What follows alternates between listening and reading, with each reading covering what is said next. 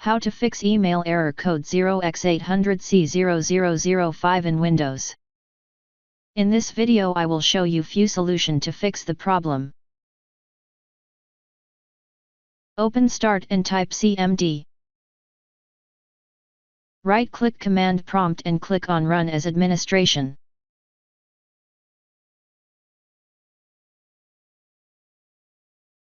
Copy and paste the command that you will find in the description of this video. After entering all command, restart your computer and try again and your problem should be fixed.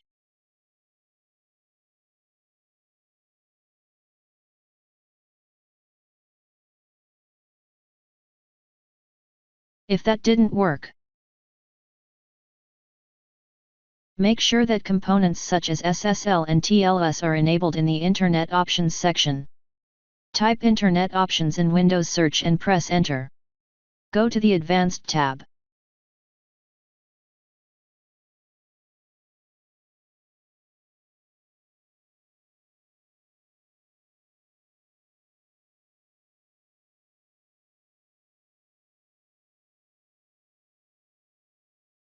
Click Apply and then OK. Restart your computer.